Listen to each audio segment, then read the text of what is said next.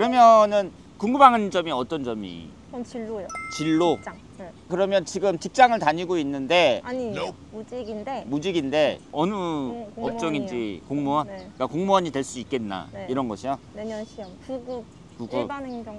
네. 자, 여기 보시면은요.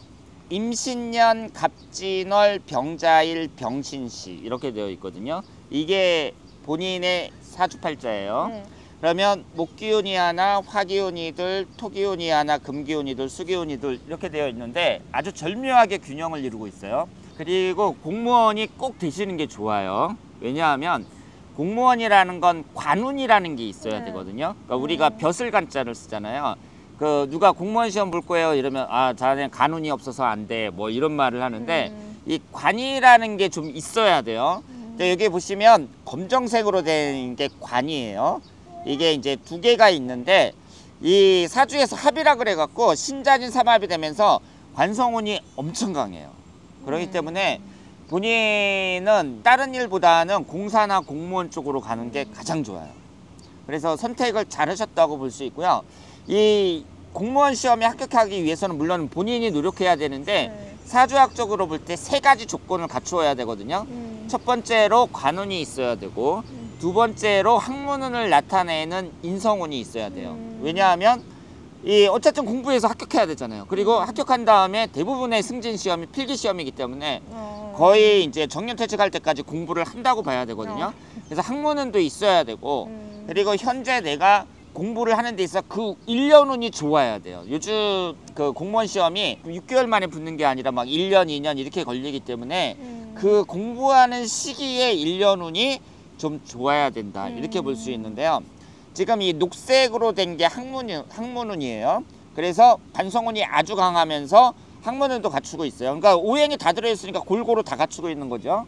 그리고 여기 돈을 나타내는 금기운도 있고 그 골고루 다 갖추고 있어요. 그러면 지금 현재 대운이 신축대운인데요. 신축이라는 대운이 여기에서 보시면 병신합이 되면서 여기에서 이제 직장운과 공직운을 나타내는 수기운을 상징해요. 그래서 나이로 보나 운으로 보나 이 신축대운에 합격을 하셔야 되고요. 그리고 1년으로 운으로 보면 올해가 갑진년이거든요. 네. 갑진년, 을사년 이렇게 되는데 이 갑이라는 게 학문운을 나타내요. 그러니까 공부하는 해예요. 이 공부하는 운이 언제부터 들어왔냐면 2022년부터 들어왔어요. 그러니까 운이 이렇게 들어온다는 얘기는 내가 공부를 하고 싶다, 공부를 해야겠다 이런 생각이 든다는 얘기죠. 이게 2022년서부터 들어왔고 갑진년 같은 경우에 천간에는 이 학문운이 들어오고 지지가 이제 합이 되면서 그 직장운을 나타내는 공직운을 나타내는 수기운을 생성하니까 현재 이 커트라인만큼 점수가 나오냐 그게 문제지만 운은 따른다고 봐야 돼요. 그러니까 운이 따르니까 당신은 무조건 붙어 이게 아니라 운은 따르니까 내가 떨어지더라도 운 탓은 할 게 아니라는 거죠. 이 사주 원국 자체가 공무원에 아주 적합한 사주고 만약에 본인이 공무원이 안 되잖아요. 그러면 일반 직장 생활 같은 경우는 더 어려울 수도 있다고 봐야 되기 때문에 좀 힘드시더라도 여기 들어가는 게 좋아요. 운도 받쳐주니까 꼭 공부해서 합격할 수 있길 바라요. 내년 6월. 내년 6월. 지금 공부는 잘 되세요? 잘 안 되죠, 솔직히. 하셔야 돼요. 육아 병행하니까. 예. 근데 육아 병행하니까 힘들겠지만 네. 배우자분 남편이 좀 도와주고 해서 하셔야 돼요. 왜냐하면 공무원 공사가 가장 적합한 사주예요. 다른 거 하기에는 좀 어렵다고 봐야 돼요. 그리고 내년 6월을 봤을 때 을사년 물론 그 시험 보는 달에 그 달이 뭐 결정하는 건 아니지만 그때가 이모일인데 그 6월달 자체는 그렇게 시험 보는 달 자체가 유리하진 않거든요. 그러니까 그 시험 보는 날 준비를 잘 하셔야 되고요. 그 전날까지 그 너무 만만하게 뭐 생각하면 안 된다 이렇게 볼 수 있어요. 3월은요? 3월은 기묘월인데 아주 좋아요. 예, 아주 좋아요. 3월은. 그래서 이제 시험 보는 날까지 네. 그 풀어지지 않고 그 꾸준히 하시면 만약에 올해 안 되면은 적어도 내년까지 하시는 걸 추천해 드리고요. 한 가지 조심해야 될 건 뭐냐면 나는 붙을 때까지 할 거야. 이건 아니에요. 그러니까 네. 공무원 시험이라는 건 기한을 딱 정해야지 나는 붙을 때까지 할 거야. 이거는 이게 몇 년이 걸릴지도 모르는 거거든. 그러니까 그런 건 절대 안 된다. 그래서 알겠습니다. 지금 올해 아니면 내년까지만 딱 하고 끝내야 된다. 네네. 이렇게 말씀을 드릴 수 있어요. 그런데 어쨌든 이 사주 구성이 본인은 그 관이라는 게 아주 중요하게 자리를 잡고 있기 때문에 공무원에 아주 적합한 사주다.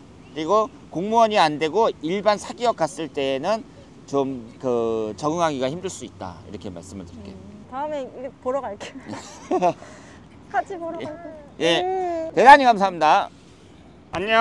안녕, 감사합니다. 제가 이제 30이 된 그 젊은 신혼부부를 이제 사주 분석을 했는데요. 오늘 첫날 나와서 그 의미 있는 분들 많이 만난 것 같아요. 그럼 한 분만 더 그 섭외하기 위해서 한번 또 찾아보도록 하겠습니다. 자, 그러면 저기에 그 남녀가 2명 서 있는데 또 가서 한번 해보도록 하겠습니다. 실례하겠습니다. 제가 그 유튜버인데요. 8만 구독자 사주 유튜버거든요. 사주를 무료로 분석해드리고 있어요. 그 궁금하신 점 있으면은 진로운이라든가 아니면은 뭐 궁합이라든가 이런 거 딱 신청하시면 제가 정확하게 분석해드릴게요. 뭐 하고 싶어? 궁합? 궁합. 예. 이제 궁합을 선택을 하셨는데 생년일시 한번 불러보세요. 남자분? 네.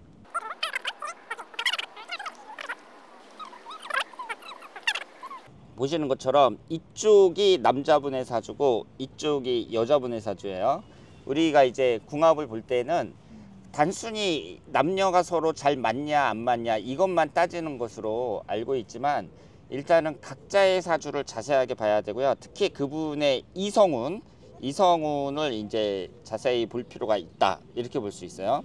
그러면 이 남자분은 김연년, 을해월, 김요일, 갑자시 이렇게 되어 있는데 여기에서 검정색으로 되어 있는 것이 재성운이라고 하는데 여자도 나타내고 돈도 나타내요.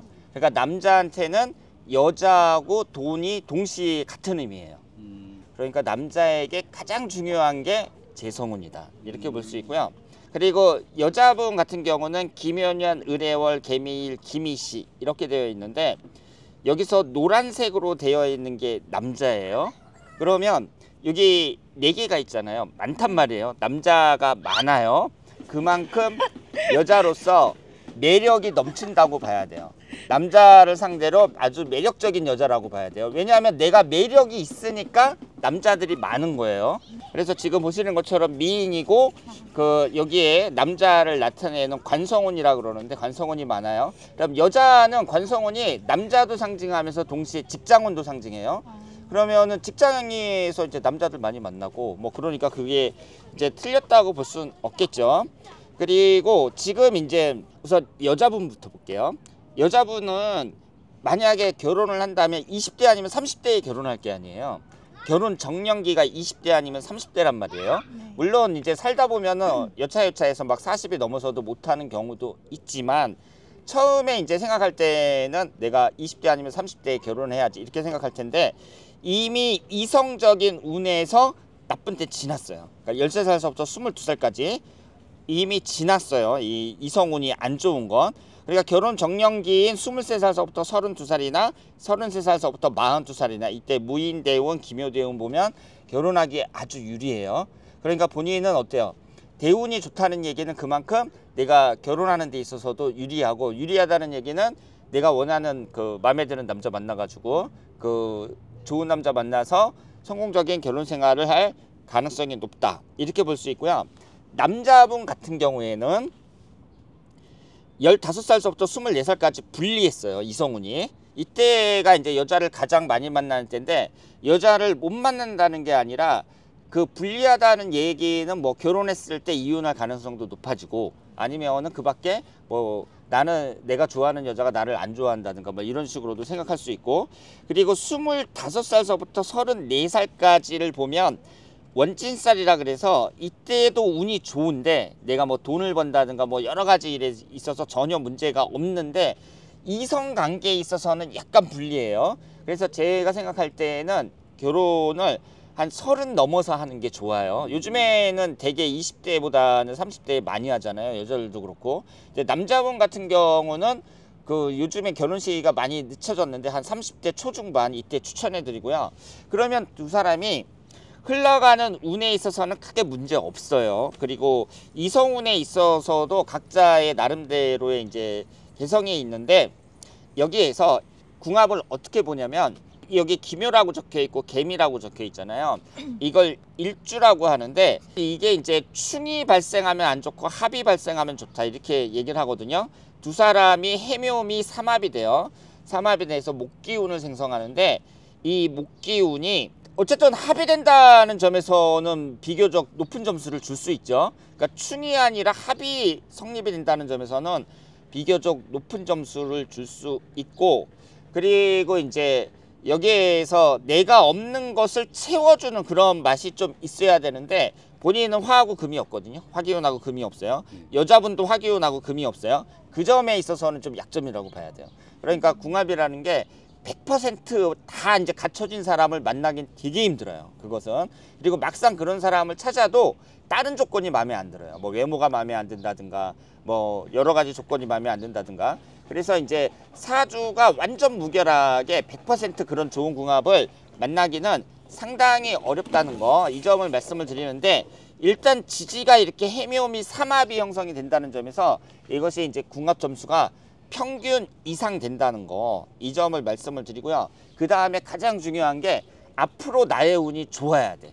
그러니까 내가 앞으로 이제 20대라든가 30대라든가 특히 지금 연애하고 있을 때 지금 운이 좀 좋아야 돼요. 왜냐하면 내가 이 사람을 사귀고 있는데 이 사람 운이 지금 아주 안 좋다. 그랬을 경우에는 이게 문제가 될 수 있는데 두 사람이 다 좋아요. 현재 32살까지 무인대운이나 그리고 임신대운이나 전부 다 본인에게 장점이 많고, 특히 흘러가는 1년 운이 중요한데 내년부터 화기운이 주로 들어오거든요. 빨간색 화기운이 두 사람한테 없어요.